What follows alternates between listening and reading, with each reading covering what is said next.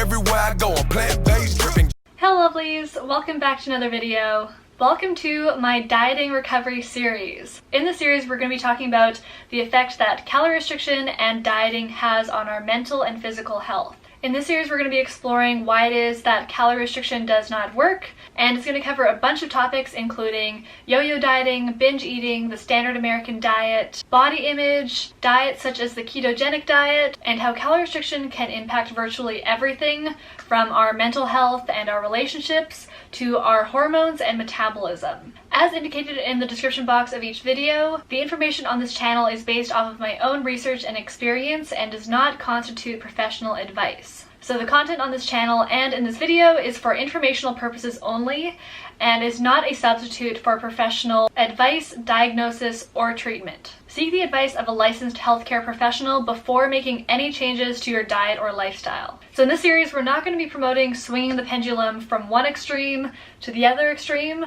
We're going to be talking about how it is that we can go about finding balance and health based on what the research says. So it's very likely that if you live in Western society, you or someone close to you has probably been on a calorie restrictive diet at some point. And you've probably been told at some point that the secret to weight loss is as simple as eating less and exercising more. But it doesn't quite seem to be as simple as that, since 95% of people who go on a diet end up gaining back the weight within 1 to 5 years. Yet we keep going on diet after diet, expecting things to be different this time, and yet we keep gaining back the weight, and usually plus more. This can often lead people into the trap of yo-yo dieting, and for some people can even lead into disordered eating or an eating disorder.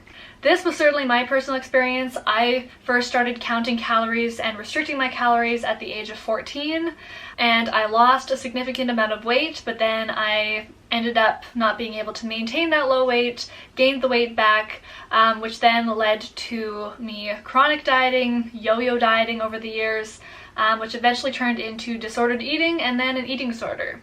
The first thing that often happens when we restrict calories, and I can say this from my own personal experience as well, is that our mind becomes hyper-focused on food. This is because when we're trying to make ourselves not eat when we're hungry, we're likely going to be uncomfortable and constantly thinking about food until we can finally eat. It's similar to wearing a heavy jacket on a hot summer day. You're likely going to be uncomfortable and constantly thinking about how hot you are and how much you want to take off that jacket until you finally take off the jacket. The reality is, restricting calories and over-exercising is unsustainable for most people. When we're restricting calories, we often start to feel fatigue since we are not getting enough energy in through food. And as our energy depletes, we may start to turn to caffeine for a false sense of energy. I know that that's certainly what I did. I started turning to diet drinks that had caffeine and lots of coffee in order to sustain my workouts that I made myself do every single day. As our hunger increases, we may try to find ways to suppress our appetite or distract ourselves from our appetite in order to not go over the calorie limit that we set for ourselves. So we might do things such as chewing gum, drinking lots of tea or coffee, or just making ourselves leave the house so that we're not tempted by the food that we have in the cupboard. Some of us start to fear our own hunger and start to even distrust our own body. I personally started to feel like I couldn't trust or control myself around food. When we restrict calories, our body can start to release stress hormones in order to make sure that we stay alert to help us find food.